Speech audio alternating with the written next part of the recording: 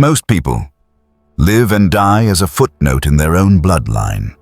They inherit a name, wear it like a hand-me-down coat, and then pass it on, unchanged, to the next forgettable generation. Their story is survival, not conquest. Compromise, not dominance. Fear, not vision. But you were not born to carry the same chains. You were born to break them. Your family history is not sacred scripture. It is a map of every wrong turn, a record of every surrender, a blueprint for mediocrity that ends with you. You don't study it to admire it. You study it to dissect it. Where did they give up too soon? Where did they choose comfort over greatness? Where did they follow rules that only served to keep them small? Machiavelli would tell you this. Do not worship your origins. Use them. A wise prince doesn't romanticize the soil he stands on. He studies it like a battlefield. He marks every weak point, every blind loyalty, every unspoken law that kept his predecessors from rising. Then he burns the old map and draws his own. This is not rebellion for rebellion's sake. This is strategic amputation. If an inherited belief weakens you, cut it out. If an old loyalty slows you, sever it. If an ancient tradition demands humility when strength is needed, bury it with the men who obeyed it. Respect your roots, but never be ruled by them. Your ancestors may have survived. You will dominate. The family gave you a name. You will give it meaning, meaning so heavy, so undeniable, that generations from now, they won't talk about the family you came from. They'll talk about the dynasty you created. Machiavelli would not ask for permission to rewrite his bloodline. He would identify the weakness, destroy it without apology, and replace it with a legacy of power. He would build so large, so unshakable, that his enemies, even the ones carrying his own name, would bow or be erased. And so will you. The old bloodline ends here. A new one begins with you. Hey guys, we're Wisdom, based in Abu Dhabi. We use AI tools to make these concepts come to life, but it's our amazing team who goes deep, breaking down powerful philosophical ideas and showing how they really apply in everyday life. We hope you enjoyed today's content. Most people live their lives waiting for a nod from their parents, a nod from their community, a silent blessing from the ghosts of their ancestors. They wait for someone to tell them it's okay to move, it's okay to rise, it's okay to take what they've been dreaming of, but that day never comes, and so they stay small. You are not here to wait, you are here to decide. Approval is a leash. It disguises itself as respect, but it's control. The moment you need it, you hand your power to the one who gives it, and the hand that gives can take away. Machiavelli would laugh at the idea of asking permission to be great. He knew a prince rises not because he is liked, but because he is effective. He would smile at the crowd, speak their language, wear the mask of honor. But behind closed doors, every move would serve his throne, not their comfort. They will call you arrogant, they will call you cold, they will say you've changed. Good. Change is the point. Arrogance in the mouths of the mediocre is only a sign that you've escaped their reach. From this moment forward, you act without waiting for applause. You move without explaining yourself. You choose results over approval. And when they ask why you didn't seek their blessing, you'll look them in the eye and let silence answer for you, because greatness does not wait for permission. It takes it, it owns it, and it never gives it back. Power grows best in the dark, not under the glare of attention, not in the noise of public announcements, not in the chaos of group chats, gossip, or empty promises. It grows in silence, in the hours when no one is watching, in the spaces where your enemies think nothing is happening. The weak cannot help themselves. They broadcast their plans for validation. They leak their moves in search of applause. They mistake attention for momentum. And in doing so, they hand their rivals the exact map needed to stop them. You will not. Every step you take will be behind closed doors. Every blueprint will be guarded like a state secret. Every conversation that matters will be spoken in whispers, in rooms where no outsider can enter. Every victory will be forged where no eyes can see, quietly, patiently, deliberately. Machiavelli understood this better than anyone. A wise prince does not reveal his hand until the strike is already made. He lets his rivals guess. He lets them doubt. He lulls them into comfort, makes them believe they are safe, right up until the moment they wake to find their power already gone. While they watch each other, you will be moving. While they waste time debating, you will be building. While they measure progress in days and weeks, you will measure it in decisive blows that end careers, shift power, and rewrite the game entirely. And when the moment comes to emerge, you will not explain how it happened. You will not justify your actions. You will not share the process. You will simply appear, already victorious. Let them wonder. Let them whisper. Let them search for answers they will never find. Mystery will become your shield. Uncertainty will become your weapon. And fear of the unknown will keep even your strongest opponents from moving against you too soon. Because visibility without power is weakness. It invites attack. It gives others the time and the tools to destroy you. You will be invisible until the very moment you are unstoppable. And when you strike, there will be no defense. Because no one will have seen you coming. A name is nothing by itself. It is just sound, just letters on a page. An empty shell that means nothing until someone gives it weight. Most people inherit a name and pass it on just as they received it. Hollow, unremarkable, forgettable. It carries no fear. It commands no respect. It changes nothing. But you will make your name a blade, a banner, a crown. Your name will not be a casual word in someone's mouth. It will be spoken carefully, deliberately, because the weight you attach to it will make careless speech dangerous. Every action you take from this moment must carve power into the meaning of your name. Every achievement must sharpen it. Every victory must make it heavier. Let it stand for dominance, influence, and transformation so absolute that it becomes the dividing line in your bloodline's history. Before you, they survived. After you, they conquered. Machiavelli would remind you, reputation is not decoration. It is a weapon sharper than any sword. It opens doors before you arrive. It wins battles without lifting a finger. And when cultivated correctly, it can destroy an enemy before they even decide to oppose you. You will not beg for respect. You will engineer it. You will make your victories so undeniable that no amount of gossip or resistance can erase them. You will make your movements so precise, so effective, that even your enemies become unwilling spokesmen for your legend. And when your name is spoken in rooms you have never entered, it will carry the echo of your presence. It will make allies stand straighter. It will make rivals hesitate. It will make cowards silent. Generations from now, when they speak of your bloodline, your name will not be just another branch on the tree. It will be the root from which everything new and powerful grew. You will not just live. You will imprint yourself into history, and the name they gave you at birth will die, replaced by the one you forged in its place. A name that cannot be ignored, erased, or spoken without consequence. The most dangerous prison is not made of stone. It is built in your mind. Its walls are your beliefs. Its bars are your habits. Its locks are the voices you grew up hearing, telling you to stay small, to be humble, to wait your turn. You think you are free, but inside, a silent slave obeys orders you never gave. It is the part of you trained to seek permission, to apologize for ambition, to flinch when others disapprove. It was forged in the fears of your parents, in the limits your ancestors accepted as truth, in the unspoken rules of a family that learned to survive but never to rule.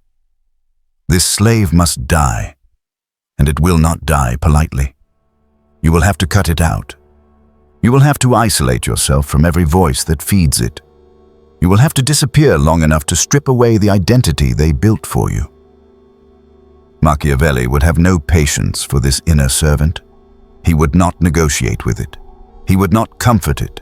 He would destroy it in silence, replacing it with the mind of a ruler, self-commanding, self-defining, self-forged. In that isolation, you will see the truth. Most of what your bloodline called wisdom was just fear dressed in noble words. Don't get too ambitious. Play it safe. Be grateful for what you have. These were not lessons. They were chains, and you will break them. You will replace obedience with strategy. You will replace hesitation with movement. You will replace inherited weakness with power you built yourself. Power that no man, no family, no tradition can take from you. When the inner slave is gone, you will no longer flinch when challenged. You will no longer wait to be told you're ready. You will no longer need anyone's blessing to take what is yours. You will not be a product of your past. You will be the architect of your future. And when the day comes that you face the same fears that ruled your ancestors, you will not kneel. You will not obey. You will not break. Because you will not hear the voice of the slave anymore. Only the voice of the ruler you have become. Power is not just what you hold in your hands. It is what others believe you hold. It is the shadow you cast in their minds, the weight of your name in their conversations, the image they see when they picture you in a room. The truth? Reality bends to perception, and perception bends to the one who controls the story. If you do not define yourself, they will do it for you. If you do not choose the mask, they will hand you one that serves them, not you. From this moment on, every word, every action, every silence is a deliberate move. You do not reveal yourself fully. You feed the world selective truths, just enough to seem open, but never enough to be predictable. Your strength will be visible. Your weaknesses will be hidden so deep that no man can weaponize them against you. Machiavelli would tell you, a wise prince does not show the whole of his ambition. He wears the cloak of virtue when it suits him. He appears trustworthy, approachable, even humble, while keeping the true extent of his power locked away behind walls no one can scale. You must learn the art of layered presentation. Let them see confidence, but not calculation. Let them see skill, but not the source. Let them believe they understand you, even as they stand miles away from the truth. Avoid predictability at all costs. A predictable man is an open book, and an open book is easy to burn. Instead, be a fortress.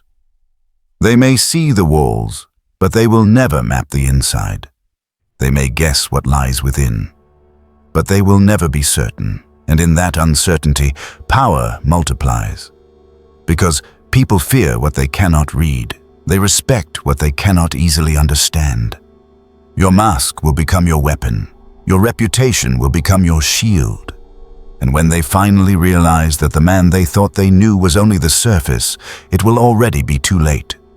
Because the real you will have moved 3 steps ahead, unseen and untouchable. The most dangerous power is not the one everyone sees. It is the hand that moves unseen. The shadow that shapes the battlefield without ever stepping onto it. Most men rush into open conflict. They demand recognition. They plant flags and shout their victories from rooftops, and in doing so, they reveal themselves, their intentions, and their vulnerabilities. You will not. You will move like a ghost, present when it benefits you, absent when it protects you. Your influence will not be measured in headlines or applause, but in quiet shifts that change the course of events without anyone tracing them back to you. Machiavelli would tell you, a wise prince does not waste strength in direct confrontation when he can win through the system itself. Power is not just in the sword. It's in the court, the council, the whispers that decide who holds the sword next. You will navigate social, business, and political structures like water flowing through cracks. You will slip past defenses without triggering alarms. You will appear cooperative, agreeable, even helpful, while using the ambitions of others as vehicles for your own rise. When someone wants glory, let them take the stage. When someone hungers for control, let them fight for it. You will be there, shaping the path they walk on, ensuring that every victory they think they've won also moves you closer to your own. But there is one rule you must never break. Never bind your freedom to alliances.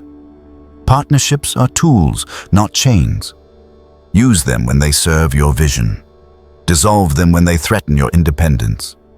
You will be everywhere and nowhere. They will feel your influence, but they will not see its source. They will benefit from your moves without realizing they were your moves. And by the time they suspect, you will already be 3 moves ahead, untouchable, untraceable, unstoppable. That is how you win without fighting. That is how you dominate without ever appearing to lead the charge. That is how you move like a ghost. Most people build relationships on emotion. They give without calculation. They trust without testing. They confuse warmth for loyalty, and in time they pay for it. You will not. For you, every connection is a transaction of power. Every alliance is a tool. Every conversation is a negotiation, whether the other person knows it or not. You will appear warm, approachable, even generous. But that warmth will be a mask. Behind it will be distance, calculation, and an unshakable awareness of where the power flows. Machiavelli would tell you, a prince must know how to bind people to him without binding himself to them. He must feed their needs in doses, just enough to keep them dependent, never enough for them to feel independent. You will give value, but in controlled amounts. Your time will be rare. Your attention will feel earned. Your approval will be a prize, never a guarantee. In scarcity, you create desire, and in desire, you create control. Understand this. Betrayal is not a question of if, but when. Even the most loyal ally can be tempted when the right opportunity comes. So you will prepare. You will never give anyone the tools to destroy you, and when betrayal comes, and it will, you will not react with anger or shock. You will act with precision, swift, cold, final. Make the cost of crossing you greater than the cost of staying loyal.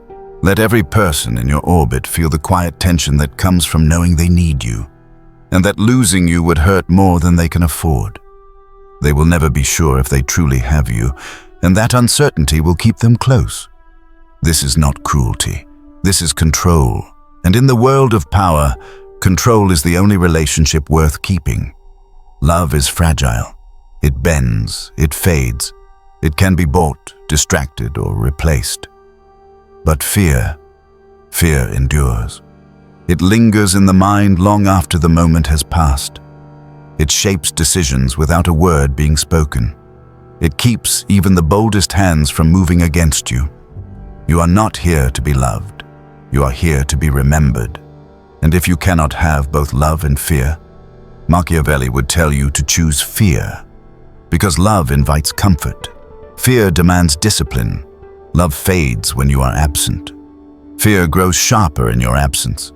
Your reputation must be more than a title. It must be a warning. When your name is spoken, it should slow conversations. It should make enemies second-guess their moves. It should remind allies that loyalty is not optional. It is survival. This does not mean reckless cruelty. Fear is not built on random outbursts. It is built on precision. It is built when you act with cold certainty, when every consequence you deliver feels inevitable. It is built when you never raise your voice, yet everyone listens. Let your presence command the room. Let your silence control it even more. Let your absence feel heavier than the presence of lesser men. You must become unavoidable, a fixed point in every calculation. To your enemies, you are the shadow they can't shake. To your allies, you are the standard they must measure against. To your rivals, you are the barrier they cannot move without breaking themselves. Fear leaves a mark that no affection can replace. And when your legacy is carved, it will not be softened by love's fragility. It will be reinforced by the unshakable knowledge that crossing you was never worth the risk. Most men think legacy is memory, a name carved into stone, stories told at family gatherings, warm recollections fading with each generation until they are nothing but dust. That is not legacy. That is nostalgia. And nostalgia dies with the last person who remembers you. True legacy is not in memory. It is in systems. It is in the machinery of influence that continues moving long after you are gone. It is in rules people follow without knowing you wrote them. It is in habits, laws, and structures that shape their lives without your name ever being mentioned. Machiavelli would tell you, a wise ruler does not just win battles. He builds conditions where victory becomes inevitable, where the game is rigged in his favor even when he is no longer playing. You will create alliances, systems, and narratives that run on their own. Businesses, councils, networks, and cultural codes that operate in your absence, but still bend toward the outcomes you designed. You will leave behind methods that others adopt as the way it's always been done, never realizing they are living inside your blueprint. This is how you become untouchable in life and immortal in history. Because when your enemies can no longer reach you, they will still have to play by your rules. When your allies think they've moved on, they will still be carrying your influence in the way they act, decide, and speak. Generations from now, your name may fade from common use, but your systems will remain, your structures will remain, your standards will remain. That is the true end game. Not applause, not recognition, but control that survives you, a hidden hand in the world long after you are gone. When you build an immortal system, you don't just outlive your rivals, you outlive time itself. Thanks for spending time in this. If this sparked a new way of thinking, hit like and subscribe to keep the ideas flowing. And don't forget, check the description for the links to the resources and the original books we used today. We'll see you in the next one.